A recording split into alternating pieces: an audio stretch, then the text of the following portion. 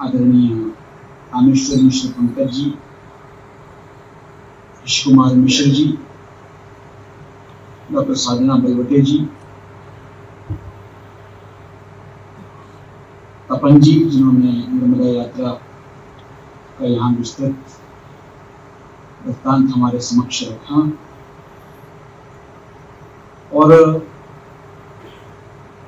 इस कार्यक्रम में के उत्सव मूर्ति परम श्रद्धेय श्रीधर पराड़कर जी, इस सभा में उपस्थित सभी विद्वज्जन, देवियों, सज्जनों,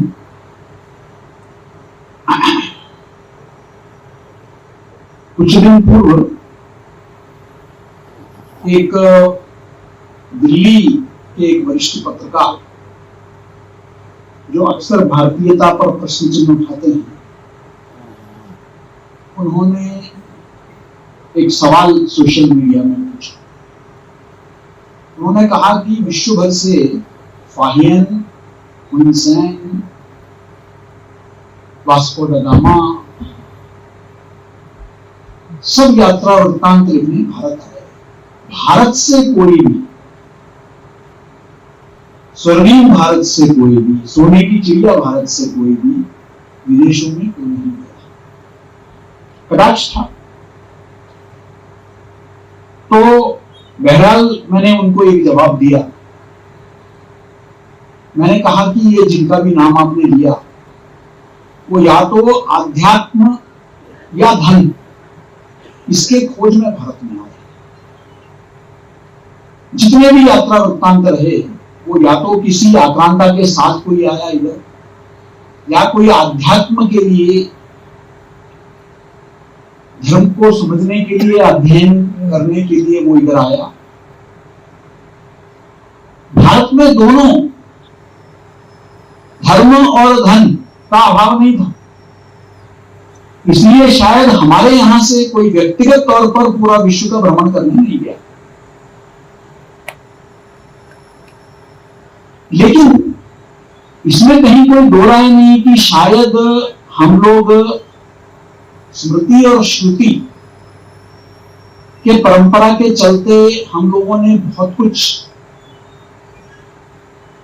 हमारे पूर्वजों ने शायद लिखा नहीं, लेकिन वैश्विक स्तर पर उनका भ्रमण हुआ है, उसका पूरे विश्व भर में सबूत मिलता है। आज भी उड़ीसा में एक बहुत बड़ा उत्सव है जिसका नाम है बाली यात्रा। उसको बोइत्तो वंदना भी कहते हैं। और आज भी उड़िया समाज के लोग नदियों में, झीलों में, समुद्र तट पर जो रहते हैं वहां, वे आज भी उस बाली यात्रा को मनाते हैं। छोटे छोटे कागज के या पत्तल में नाव बनाकर वो भेजते हैं, उन पूर्वजों को याद करते हुए जो हजारों साल से विदेशों में अपना व्यापार और संस्कृति को लेकर पूरे विश्व भर में भ्रमण किया। तो ये यात्रा की एक परंपरा हमारे देश में सदियों से रही है। आदि शंकराचार्य को उनके अपने समाज ने केरल में बहिष्कृत किया क्योंकि वो बाहर गए, उनके माता का संस्कार होने नहीं दिया। लेकिन इसके बावजूद वो कश्मीर तक गए, पूरे देश का भ्रमण किया। तो ये वैश्विक स्तर पर भारतीय पहुंचे हैं, इसका आज भी मात्र इन कुछ मुल्कों में जहां भारतीय मूल के लोग हैं वहां तक सीमित नहीं है। पिछले 35 वर्षों से पत्रकारिता के चलते, पत्रकारिता शिक्षण के चलते और एक कार्यकर्ता के नाते प्रचार विभाग का और विवेकानंद केंद्र के प्रवास के चलते देश और विदेश का भ्रमण करने का सौभाग्य प्राप्त हुआ। लेकिन दूसरे विदेशों में जब हम जाते हैं तो उनको समझने की जो नितांत आवश्यकता है, इसके बारे में समझ में आया जब शाही हत्याकांड नेपाल में हुआ। रातों रात काठमांडू के लिए मुझे मेरे कार्यालय से बताया गया कि आपको निकलना है। सोचा था कि 4-5 दिन में वापस लौट आऊंगा, लेकिन लगभग 6 महीने बाद ही मुझे वापस बुलाया गया नेपाल से। उन 6 महीनों में बहुत कुछ सीखने को मिला, लेकिन सबसे महत्वपूर्ण जो सीखने को मिला वह यह था कि रातों रात कई पत्रकार जो शायद कल पत्रकारिता विश्वविद्यालय या संस्था से निकले, उनके हाथ में माइक पकड़ाकर उनको विदेश की धरती पर उतार दिया गया। भले हमारा सांस्कृतिक सामंजस्य है, हम सांस्कृतिक तौर पर एक ही हैं, लेकिन एक विदेशी मुल्क की संवेदनाओं को समझे बगैर बहुत सारी रिपोर्टिंग की गई। नेपाल और भोपाल का समझ जो फर्क है वो उनको समझ में नहीं आता। हमारे यहाँ हम राजा रजवाड़ों को, जमींदारों को अपने फिल्मों में बहुत ही एक खलनायक के रूप में प्रस्तुत करते हैं, और शायद उसी नकारात्मक दृष्टिकोण से नेपाल से भी जो रिपोर्टिंग हुई उसमें सीधे सीधे महाराज वीरेंद्र वीर विक्रम शाहदेव को वीरेंद्र के नाम से बुलाया गया था रिपोर्टिंग में। उसके चलते कुछ ही दिनों में भारतीय मीडिया के खिलाफ प्रदर्शन शुरू हो गया। वैसे ही वहां माओवादी और बाकी जो ताकतें हैं, भारत विरोधी ताकतें, चीन समर्थक ताकतें, वो एक छद्म आख्यान उन्होंने छेड़ रखा है भारत के खिलाफ। और इस तरह की रिपोर्टिंग, एक ऐसा देश जहां तब तक महाराजाधिराज को भगवान महाविष्णु का अवतार माना जाता था, वो पूजे जाते थे, हर कमरे में, हर घर में उनका चित्र रखा जाता था। उनको जिस तरीके से संबोधित किया गया, जिस तरीके से बहुत ही हल्के भाषा में उनके बारे में बातें की गई, उससे वहां के लोगों में बहुत नाराजगी, कहीं ना कहीं इसलिए उस दिन से महत्व समझ में आया कि एक दूसरे समाज को समझना कितना आवश्यक है, इससे पहले कि आप यात्रा करें।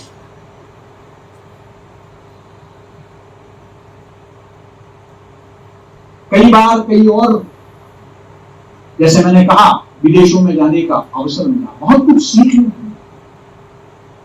टूरिस्ट गाइड में कुछ किताबों का, कुछ जगहों का जिक्र होता है, कैसे कौन सा एयरपोर्ट, हवाई अड्डा पास में है, कौन सा रेलवे स्टेशन पास में है, कितना किलोमीटर दूरी पर है, अच्छे रेस्टोरेंट कौन से हैं, ये सूचना तो आपको मिल जाती है। लेकिन उस समाज को समझना, वहां के महत्वपूर्ण विषयों को समझना, 10 दिन के करीब मैं माननीय लालकृष्ण अडवाणी जी के साथ पाकिस्तान यात्रा में था। एक बड़ी घटनाक्रम हुई जिसने शायद भारत की राजनीतिक इतिहास को बदल दिया, लेकिन मेरे लिए वो यात्रा इसलिए ज्यादा महत्वपूर्ण था क्योंकि मुझे तक्षशिला की पावन भूमि पर को स्पर्श करने का मुझे अवसर मिला। मेरे लिए वो ये महत्वपूर्ण था कि श्री कटसराज का दर्शन होने का जो है वो मुझे सौभाग्य प्राप्त हुआ। तो हम अक्सर कई उन चीजों पर खो जाते हैं जो शायद क्षणिक स्तर पर महत्वपूर्ण हो सकते हैं, लेकिन एक दीर्घकालीन दृष्टि से उसको देखने समझने की आवश्यकता जो है बहुत आवश्यक। मॉरिशस कब गया विश्व हिंदी सम्मेलन के लिए, तब सबसे भावुक क्षण था जब उस बंदरगाह पर गया जहां पहले गिरमिटिया मजदूर जहाज से उतारे गए, उनके साथ जो अत्याचार हुआ, जिस तरीके से वो प्रताड़ित किए गए थे, और उसी प्रकार पोर्ट ब्लेयर के बीचों बीच जो गंगा तालाब बनाया है, वो श्रद्धा और आस्था का सबसे बड़ा केंद्र है मॉरिशस।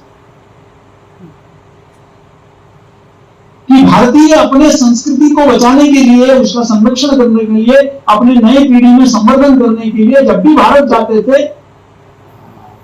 वो बोतलों में, नावों में, जहाजों में भर के पानी लेके, गंगा जी का जल लेके आते थे और उस तालाब में डालते थे।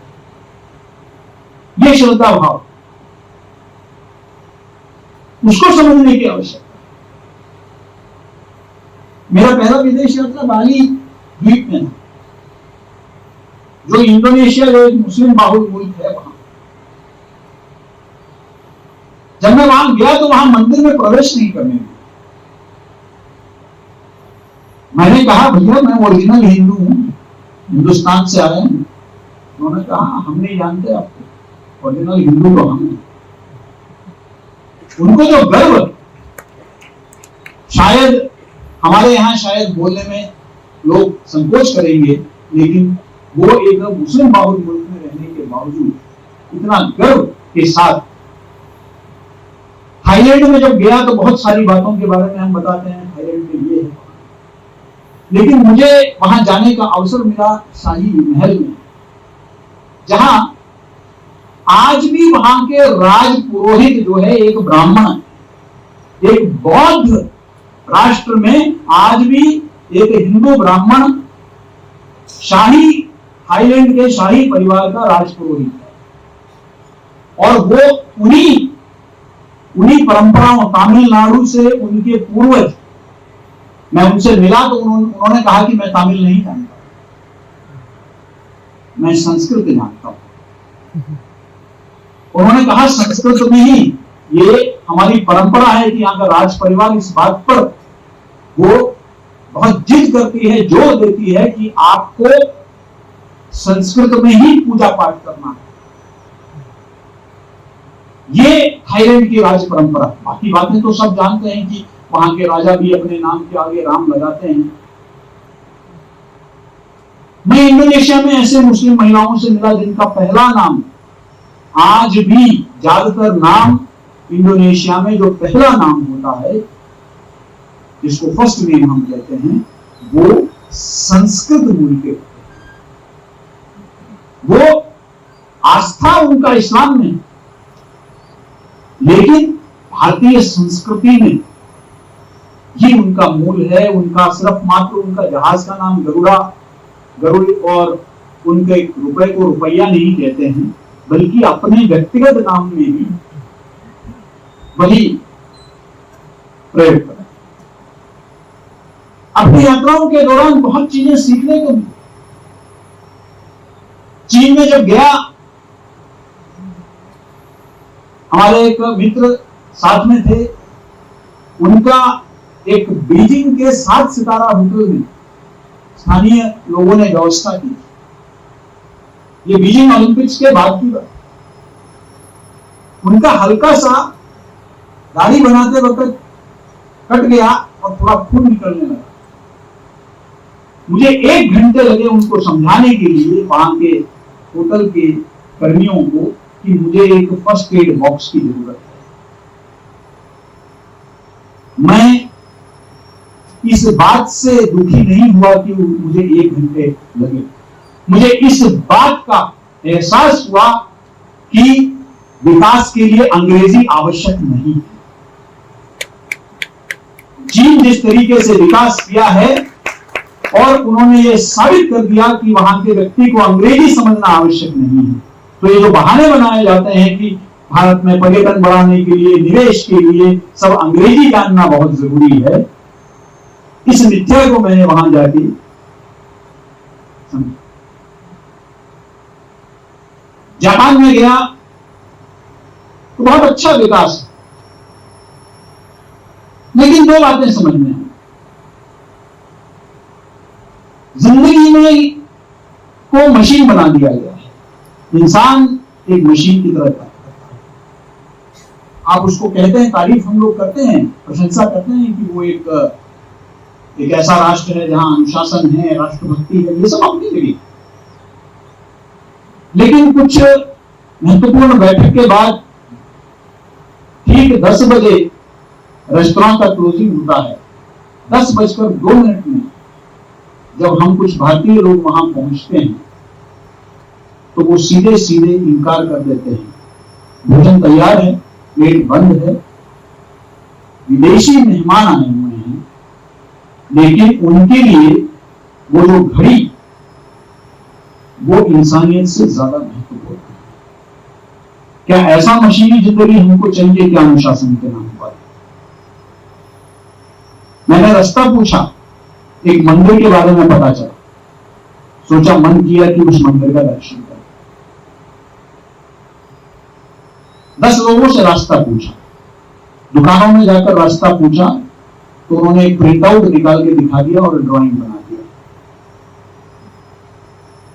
इतना मशीनीकरण हो गया, 1-1.5 घंटे उस प्रिंट आउट के को लेकर घूमते रहे हम लोग। बाद में पता चला कि होटल के बिल्कुल पीछे ही था वो मंदिर, क्योंकि समय नहीं है, सब भाग रहे हैं, सब दौड़ रहे हैं। क्या विकास की ऐसी दौड़ हमको चाहिए क्या? ये भी विचार नहीं है। तो बहुत कुछ सीखने को मिलता है। हमारा मस्तिष्क का जो विस्तार होता है यात्राओं के चलते, और शायद देश प्रदेश के माध्यम से हम एक नजरिया देने का हम प्रयास कर रहे हैं कि एक दृष्टिकोण, इस दृष्टिकोण से हमें एक जगह को समझने की आवश्यकता है। एक जगह का अर्थ मात्र वहां की कुछ इमारतें, वहां के कुछ खान पान ही नहीं है। अभी तो वहां का एक संस्कृति है, वहां के कुछ संस्कार है, वहां के कुछ जीवन शैली है, उसको भी समझने की आवश्यकता है।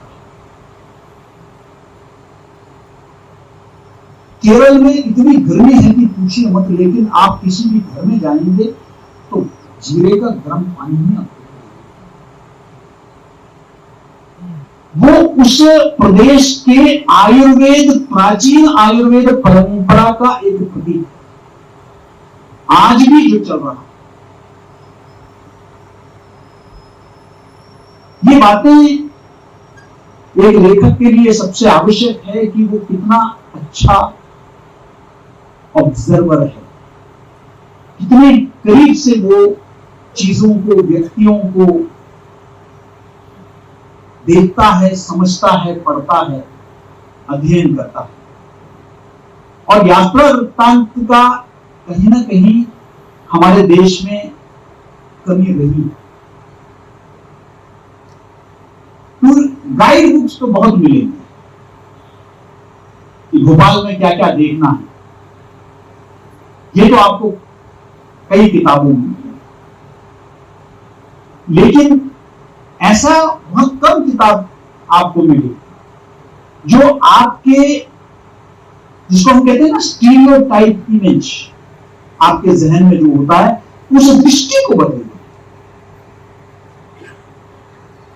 वो कार्य ये पुस्तक करती है। मैं स्वयं इनमें से कुछ जगहों पर जा चुका हूं, चाहे वो लद्दाख हो, मॉरिशस हो, थाईलैंड, लेकिन इसके बावजूद जब मैंने ये अध्याय पढ़े तो मुझे बिल्कुल एक अलग दृष्टिकोण। व्यक्ति आज के इस दौड़ भाग के समय में अगर कोई पुस्तक पढ़ता है या कोई डिजिटल कंटेंट देखता है तो वो इसलिए देखता है कि उसको कुछ नया सीखने को मिले, कुछ ऐसी बात जो आज तक उसको पता नहीं। शायद ये पुस्तक ऐसी बहुत सारी बातें हमारे सामने प्रस्तुत करती है जिनके बारे में हमें जानकारी नहीं, और जिसको एक पारखी नजर से देखने की आवश्यकता है जो लेखकों ने किया।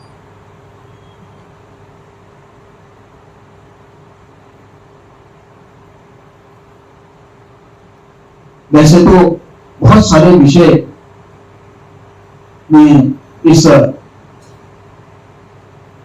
पुस्तक के बारे में घंटों हम एक एक अध्याय के बारे में बोल सकते हैं, लेकिन मेरा ये मानना है कि अक्सर ये पुस्तक स्नेही अंग्रेजी में कहते हैं कि you are what you read. मेरा यह मानना है कि you are what you read and see. आप क्या देखते हैं, क्या क्या देखते हैं, वो भी आपका पूरे दृष्टिकोण में परिवर्तन करता है। और ये यात्रा वृत्तांत मैं समझता हूं कि एक ऐसी कला है जिसमें अभी बहुत संभावनाएं हैं। और अखिल भारतीय साहित्य परिषद ने ये जो पहल लिया है, मैं समझता हूं कि ये न सिर्फ प्रशंसनीय है अपितु अनुकरणीय भी है। मैं तो श्रीधर जी से अनुरोध करूंगा कि आगे भी भविष्य में भी कभी हमें भी शामिल करें। बहुत अगर दूसरे शहरों में जाकर भी आप आपके पसंद का ही खाना खाएंगे, कॉन्टिनेंटल ही खाएंगे, तो फिर यात्रा करने का कोई औचित्य नहीं है। मैं अभी मुंबई गया था, तो वही मेनू ब्रेकफास्ट में मॉर्निंग में उन्होंने कहा कि होटल में है वही सब चीजें जो हर होटल में है।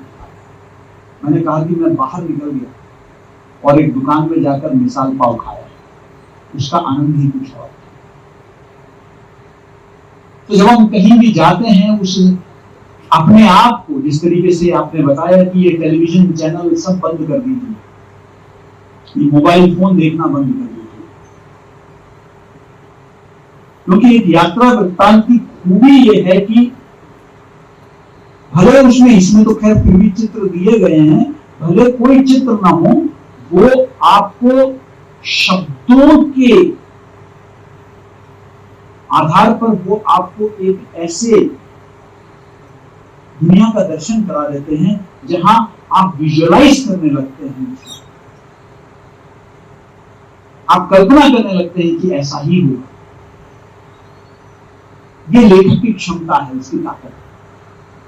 और काफी हद तक इस पुस्तक ने उस लक्ष्य की प्राप्ति की। मैंने जैसे कहा कि ये आपके अंदर जो संवेदना है उसको जगाने का कार्य ये यात्रा वृत्तांत करती है। अंत में यही कहूंगा, मुझे आज भी भावुक क्षण याद है जब मैं साउथ अफ्रीका, दक्षिण अफ्रीका गया था और पीटर मैरिट्सबर्ग का उस रेलवे स्टेशन में जहां गांधी जी को धक्के मार के फर्स्ट क्लास कंपार्टमेंट से धकेल दिया था। मैं भैरव सिंह जी के साथ गया था और उनको धक्के मार के रेलवे स्टेशन से निकाल दिया गया था। वो जगह आज भी चिन्हित है। This is the place where Gandhi, Mahatma Gandhi was thrown out of the train.